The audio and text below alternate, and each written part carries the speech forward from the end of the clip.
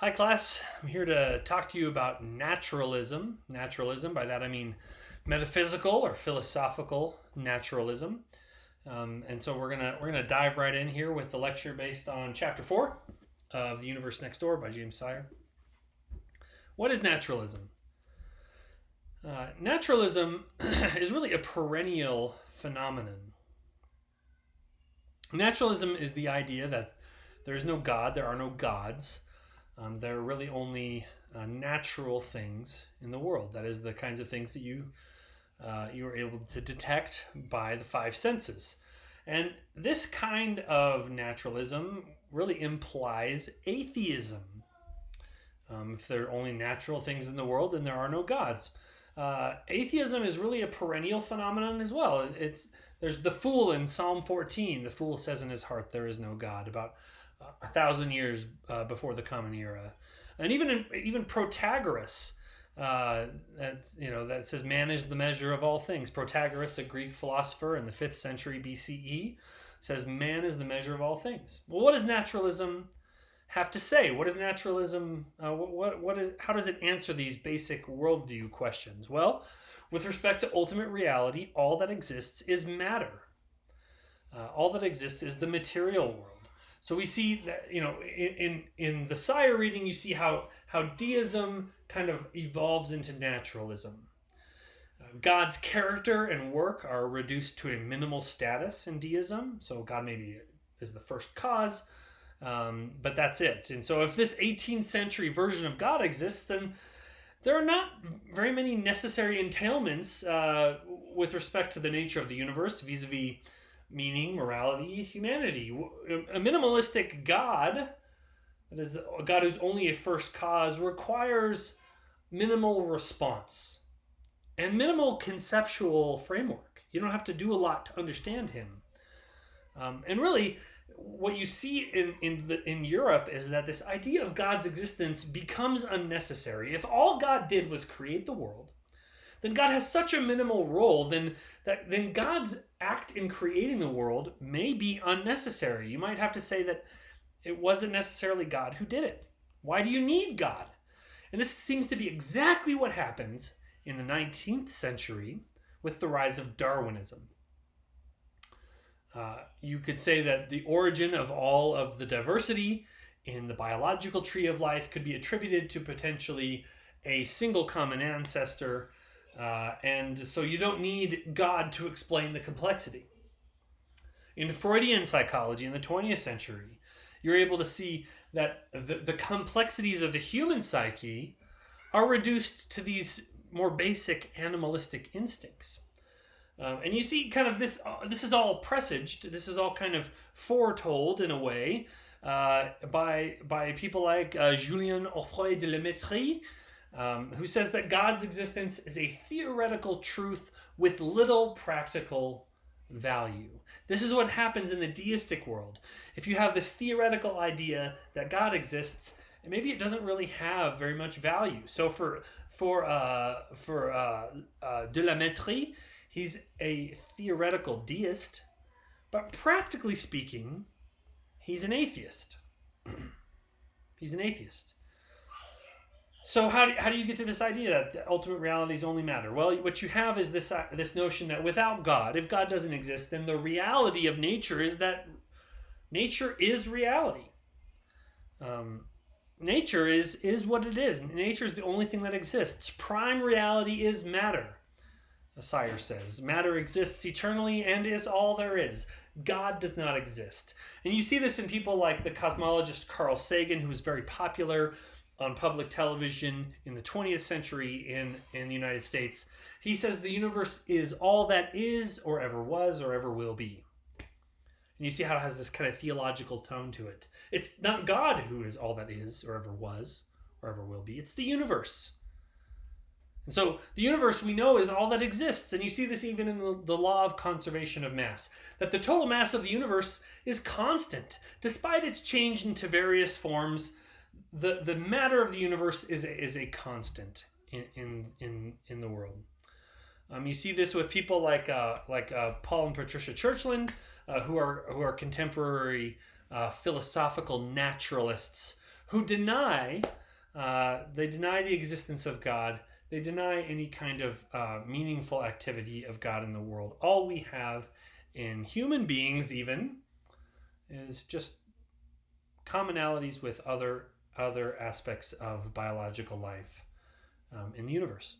So how did the universe come to be? Well, there's a few options. The early Einstein believed in a steady state. He kind of said, hey, ex nihilo nihil fit. That means out of nothing, nothing comes. So the universe has always been as it is. It's constantly been this way.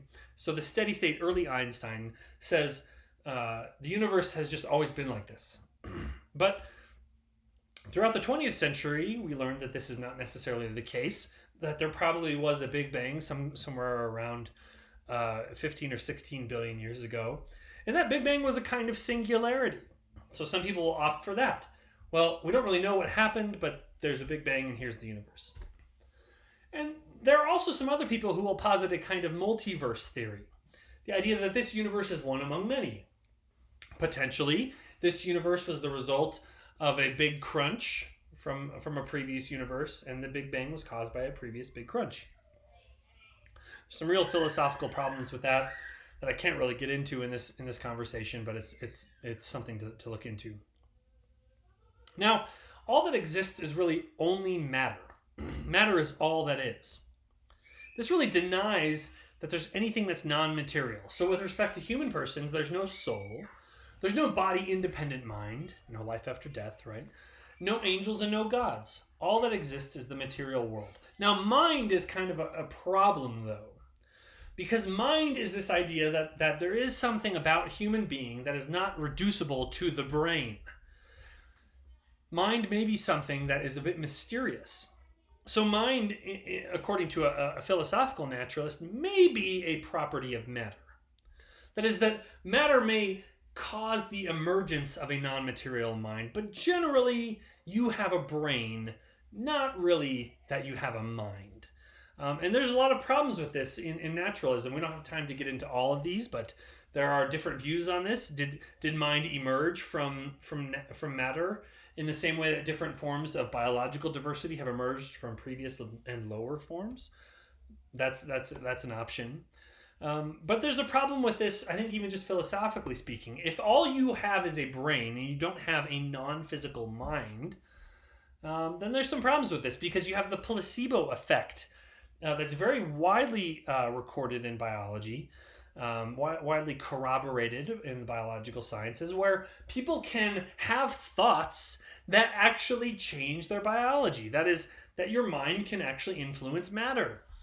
You can actually think that you're taking a pill that will help you to be better, and that thinking will actually make you better.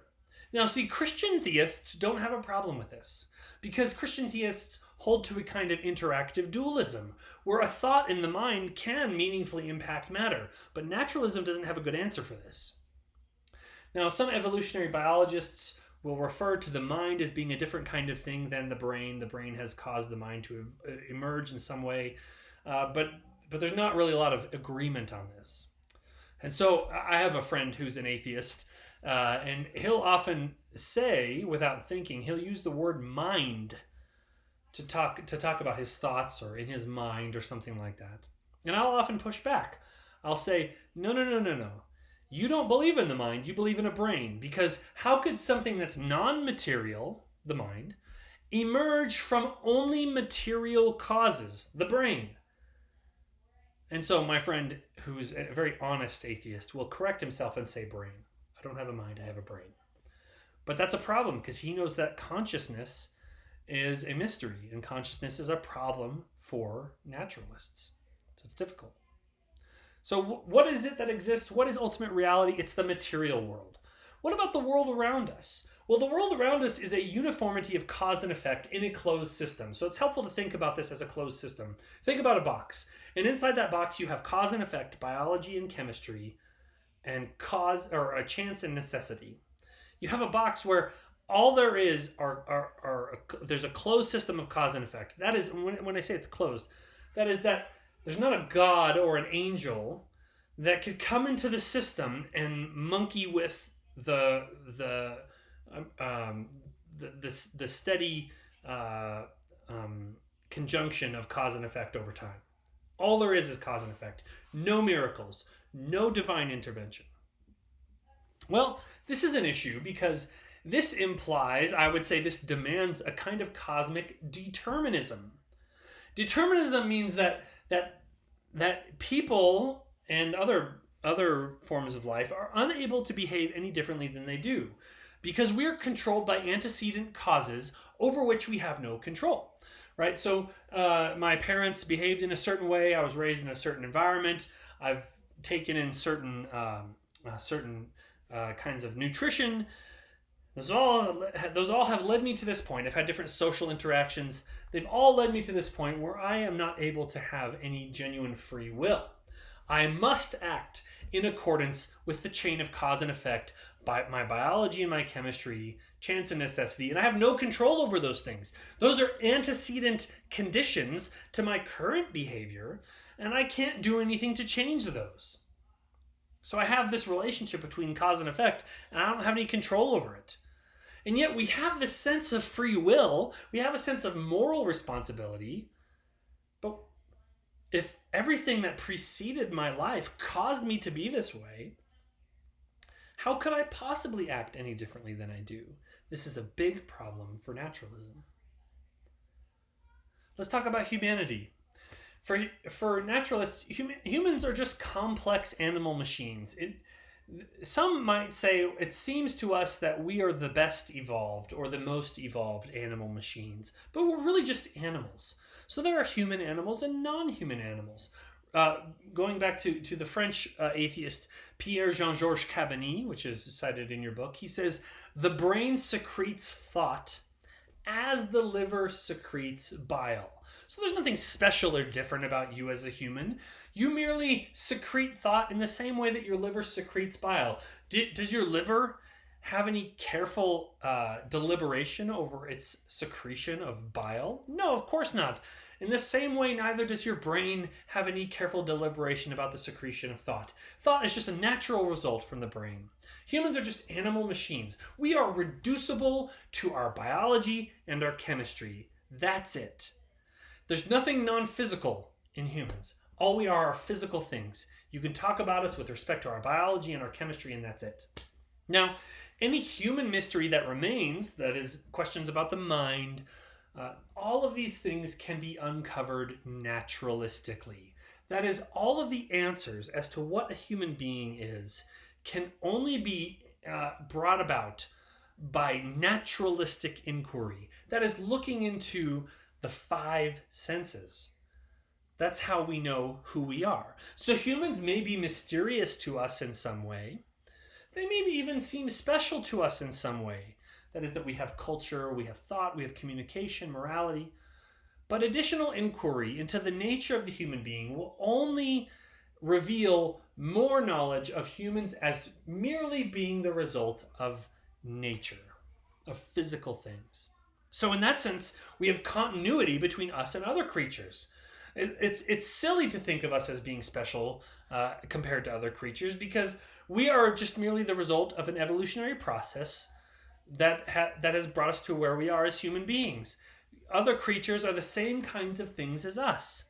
So naturalistic theories of religion, they just start with proto-religious behaviors in animal communities. We can observe that in certain communities of primates, that they have some activities of shunning and acceptance. That is, if somebody behaves a certain way, we shun them from the community. If they behave in another way, we accept them into the community.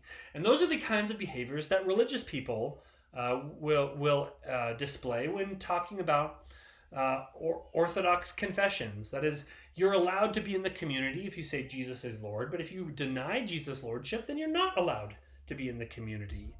That's the same kind of behavior that we see in primates or in other creatures. It's just a social custom. It's a ritual. According to naturalism, again, I'm not saying I agree with any of this stuff. I'm just saying this is what naturalism would say. Now, naturalism has a big problem with free will. You know, Bertrand Russell, a famous philosophical naturalist and atheist, said that humans We're not special. We're merely an accidental collocation of atoms. We have the collocation of atoms, and then at our death, those atoms disperse. And that's it. So to think about us as having meaningful decisions with respect to our free will is a little odd for Bertrand Russell. And so, for a lot of atheists, a lot of naturalists, they'll say, hey, look, it's true that we're merely the result of our biology and our chemistry. We do not have free will. These people are called hard determinists. For these determinists, free will is incompatible with our understanding of the biological world. You are merely the result of your biology and your chemistry, and you do not have free will. But there are some naturalists who opt for a kind of soft determinism. They don't deny the world of cause and effect. They accept it. But they would say that the self is the ultimate cause of one's own action. But being the cause of one's own action doesn't mean that we deny the causal properties that were in place prior to our action, which those causal properties can be biological, chemical, environmental, and we have no control over those things. But a problem with soft determinism with respect to atheism is, how does it mean that the self actually is the ultimate cause of one's action if the self is the result of biological and chemical and environmental causes and effects over which the self has no control? So how do I really have the ability to act other than I do? It seems like atheism is only compatible with a hard determinism, not with a soft determinism. And on that score, according to atheism, you would say that humans have no free will. So this is a problem for atheism. Now, what happens at death? According to atheism, death is the end of the story. Remember, you have collocations of atoms that disperse after death. There's no problem with that. And there's nothing really to be mourned or lost with that. I mean, if Christian theism was a fiction all along, then why should we be concerned with what happens when we die? We have one meaningful life here, and it seems to us that this life lasts a bit. It's a little bit long. We have a long life here, many of us do. And so there's nothing to be mourned with losing that. In fact, some atheists would say the fact that our lives are limited makes them even more meaningful. We're not looking to escape this life and go into the next. We are forced to be in this life and to met out some kind of meaning here. And so for some secular humanists, like Stephen Fry, the famous British comedian and very well-known atheist, he'll say it's not that we stop living after death. We do. We die, and that's the end of our lives. But we live on in the memories of those whose lives we touch. That is, we have meaningful impact on the world around us, and people will remember us. Now, that kind of life after death is really an equivocation, if you think back to your informal fallacies, an equivocation with what Christian theists mean when they say life after death. Because Christian theists, when they say life after death, they don't mean that we're trying to escape this life to get to the next. What they're saying is that this life continues beyond physical death, and that the choices that we make now are meaningful, and those choices continue to have meaning far beyond our death. So that's something where there's a bit of a contrast there. Now, knowledge. How is it that we know anything at all? Well, according to atheism, the universe is knowable through reason and the sciences. And we have an evolved ability to reason. That is, that humans are generally good at knowing the world as it is. And we've evolved this ability to properly cognitize the world around us. We can use the scientific method. We can use the five senses. And in general, we're pretty good at it. And in fact, we're getting better at it all the time. Now, there's some problems with human knowing with respect to the sciences, given evolution, that I'm going to talk about in a few minutes. Now, but some atheists will say, well, there's no real reason to trust our ability to reason. All we have is a kind of pragmatic way of knowing. This is epistemic pragmatism. So science and reason, these are avenues towards creating common consensus. A lot of atheists will say, look, no religious groups have ever agreed on anything.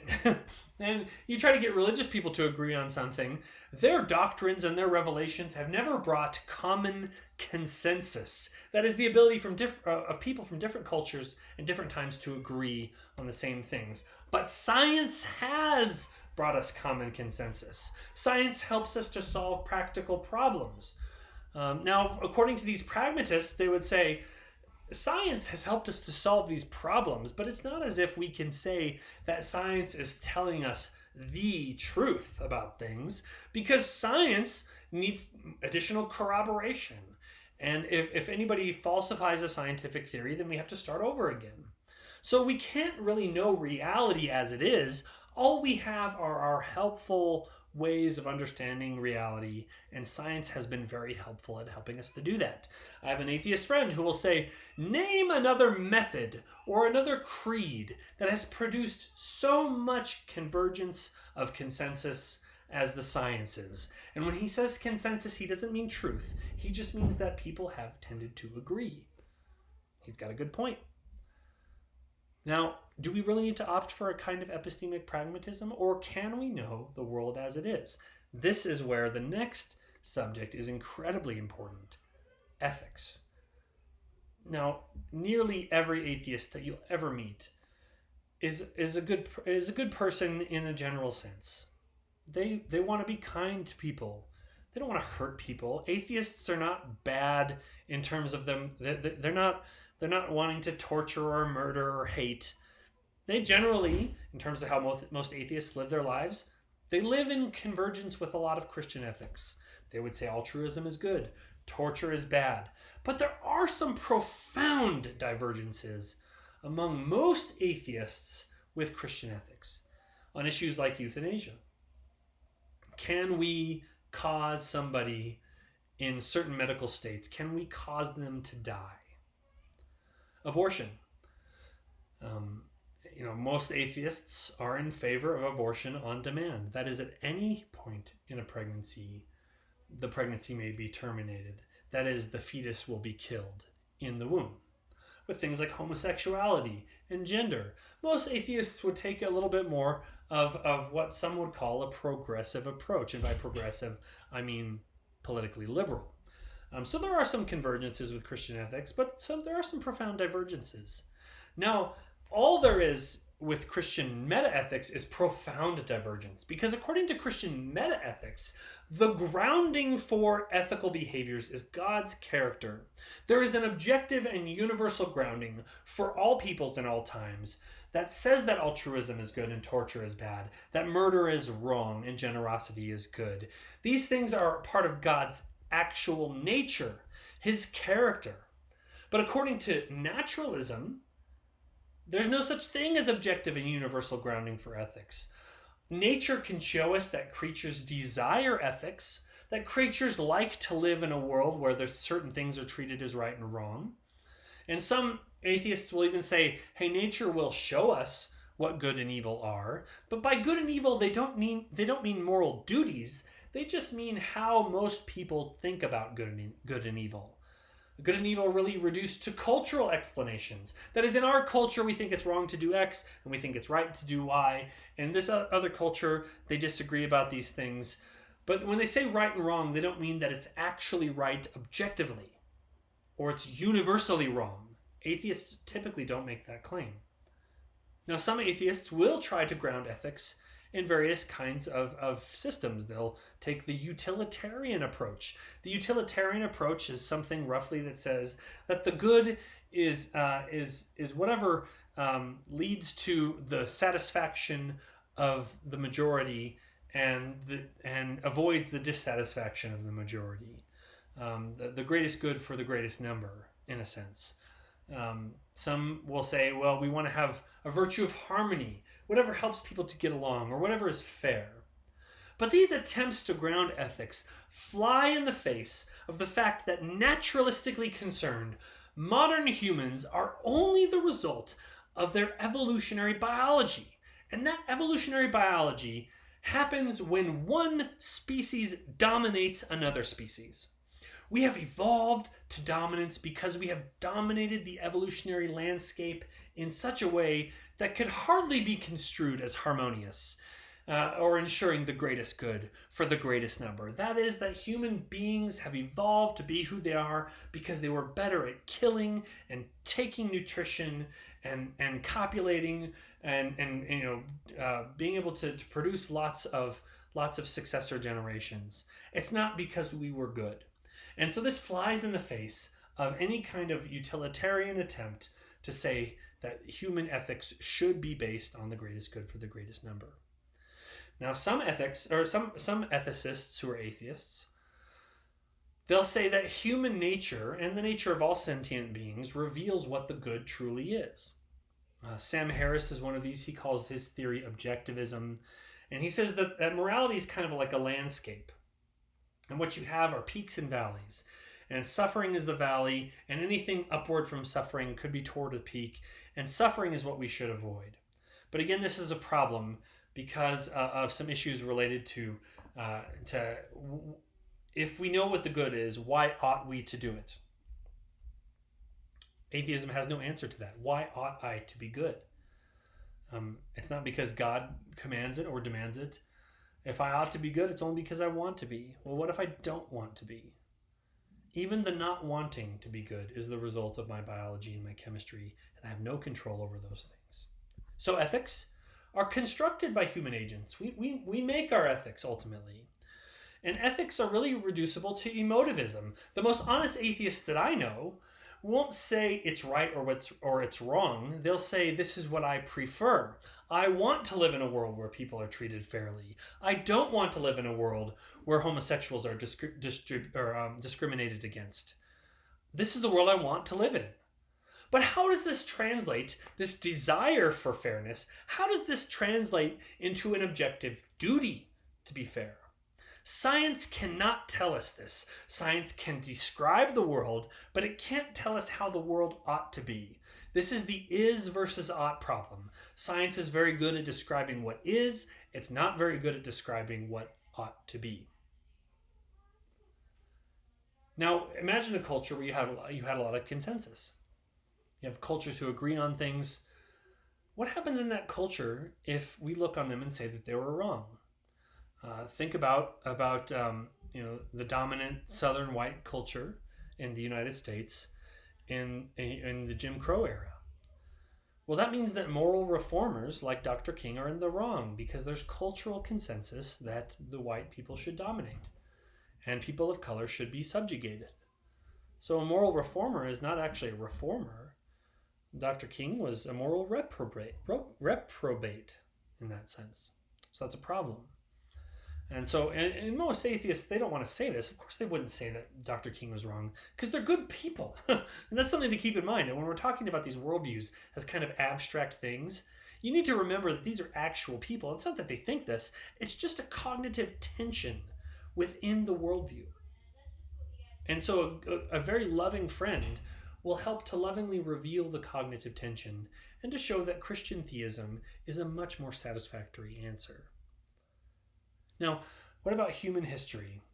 In atheism, there's no meaning or purpose. There's no ultimate meaning or purpose in human history. Human history and natural history are part of a singular continuity. It's a linear continuity, according to most atheists. But the cosmos was self-caused or uncaused, and human history is really without any direction. It's not going anywhere. There's no goal to it. It's chronologically linear, but teleologically, that is with respect to its goal or its purpose, it's directionless. It's not going anywhere in that sense. Now, history could be subjectively meaningful, even though it seems sure to us that human history will come to an end. And it surely will, according to atheism.